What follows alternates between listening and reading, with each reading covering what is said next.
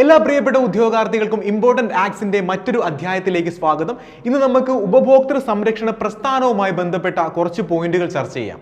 1966 ബോംബെയിൽ consumer guidance society of ഇന്ത്യയുടെ രൂപീകരണത്തോടു കൂടിയാണ് ഇന്ത്യയിൽ ഉപഭോക്തൃ സംരക്ഷണ പ്രസ്ഥാനം രൂപം കൊള്ളുന്നത്. ഉപഭോക്താവിന്റെ അവകാശങ്ങൾ ഉറപ്പാക്കുന്നതിനും ക്ഷേമം സംരക്ഷിക്കുന്നതിനും വേണ്ടി രൂപം കൊണ്ട ഒരു സാമൂഹിക മുന്നേറ്റ പ്രസ്ഥാനമാണിത്. ചൂഷണങ്ങൾക്കിരയാകാതെ സുഗമമായി ഉപഭോഗം നടത്തുന്നതിന് ഉപഭോക്താക്കൾക്ക് കഴിയേണ്ടതുണ്ട്. അതിനായി ഒരു നിയമസഹായവും ആവശ്യവുമാണ്.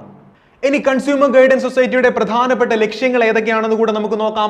ഉപഭോക്തൃ അവകാശങ്ങൾ സംരക്ഷിക്കുക, അതുപോലെ തട്ടിപ്പുകളെ തടയുക, ഉപഭോക്താവിനെ ശാക്തീകരിക്കുക, നിയമനിർമ്മാണം നടത്തുക, പരസ്യങ്ങളിൽ സത്യസന്ധമായ വിവരങ്ങൾ മാത്രമാണ് ഉൾക്കൊള്ളുന്നതെന്ന് ഉറപ്പുവരുത്തുക, രാഷ്ട്രീയ വേദികളിൽ ഉപഭോക്താക്കളുടെ സാന്നിധ്യം ഉറപ്പുവരുത്തുക എന്നിവയാണ് കൺസ്യൂമർ ഗൈഡൻസ് സൊസൈറ്റിയുടെ പ്രധാനപ്പെട്ട ലക്ഷ്യങ്ങൾ.